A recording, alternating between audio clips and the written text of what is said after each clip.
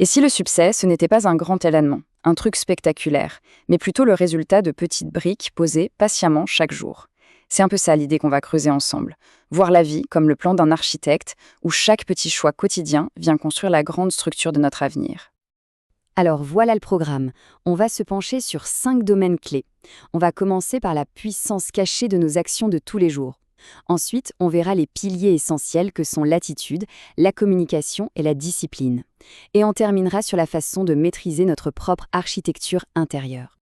Bon, pour commencer, il y a une idée centrale qui est à la fois super simple et pourtant très profonde. Les grandes victoires, tout comme les échecs cuisants, ne sont en fait que la somme de décisions minuscules répétées jour après jour. La formule est presque trop simple, on a du mal à y croire. D'un côté, le succès, c'est juste quelques bonnes habitudes, mais tenues tous les jours, sans exception. De l'autre, l'échec, eh bien, c'est la même chose, mais avec de petites erreurs de jugement, répétées encore et encore. C'est l'effet cumulé sur des mois, des années, qui finit par creuser un fossé gigantesque entre les deux. Et là, on revient à notre image de l'architecte. Chaque matin, c'est une page blanche, un plan vierge. Et nos choix, même les plus petits, lire 10 pages ou scroller sur son téléphone, faire une petite marche ou rester sur le canapé, ce sont les outils, les matériaux avec lesquels on construit notre journée. Et à la fin, notre vie. Allez, on attaque le premier pilier, la fondation de tout le reste, l'attitude. C'est la base, invisible mais absolument essentielle, sur laquelle repose toute notre construction, que ce soit perso ou pro. On pourrait se dire que c'est juste une pensée, une humeur qui passe. Mais en réalité, son pouvoir est bien plus grand. L'attitude, ce n'est pas juste ce qu'on ressent à un instant T. C'est le filtre à travers lequel on interprète le monde. Notre manière de voir les problèmes et d'interagir avec les autres. Imaginez que votre attitude, c'est comme un aimant. Si elle est positive, ouverte, curieuse, elle va attirer des personnes et des situations du même genre. C'est presque magnétique. Les gens ont envie d'aider, de collaborer. Et à l'inverse, si on est tout le temps dans la plainte, la négativité, on crée une sorte de barrière invisible qui repousse les opportunités.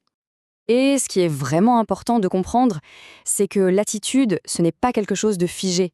Pas du tout. Ça se construit brique par brique. Aujourd'hui, on peut décider de travailler un peu sur la gratitude, demain sur la patience face à un petit imprévu. C'est un processus lent, régulier, qui finit par bâtir une fondation incroyablement solide. Ok, les fondations sont là. Maintenant, il faut construire des ponts. Et pour ça, on a le deuxième pilier, la communication. C'est l'outil qui nous connecte aux autres, aux idées, et qui est au cœur de toutes nos relations. Là voilà, la clé d'une communication qui marche vraiment. Trop souvent, quand quelqu'un parle, on n'écoute qu'à moitié, parce qu'on est déjà en train de préparer notre réponse dans notre tête.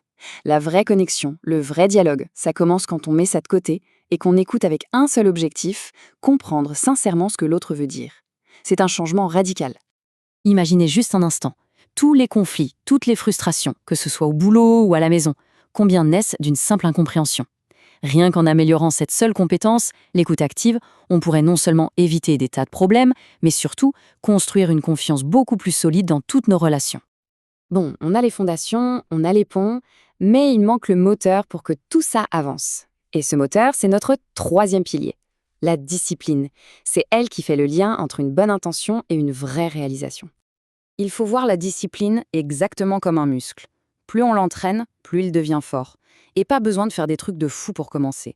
Chaque petit effort compte. Se lever un quart d'heure plus tôt, faire sa séance de sport même quand on est fatigué, travailler 1 heure sans la moindre notification, c'est un entraînement. Et à chaque fois, le muscle se renforce. Cette petite histoire, elle est hyper parlante, non? Le talent, les bonnes idées, c'est génial pour commencer. Mais ça ne suffit pas. Sans la discipline pour persévérer, pour continuer, même quand l'enthousiasme du début retombe, eh bien, les projets les plus brillants restent juste des projets.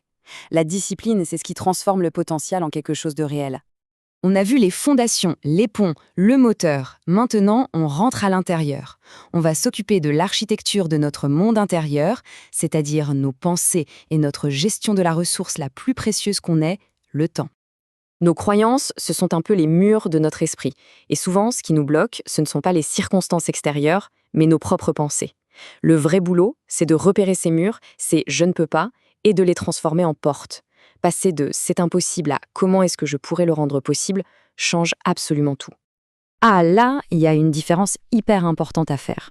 On peut passer sa journée à courir partout, à répondre à des dizaines de mails, et arriver le soir avec l'impression de n'avoir rien fait d'important. Ça, c'est être occupé. Être productif, c'est autre chose. Ce n'est pas s'agiter, c'est avancer intentionnellement vers un but précis.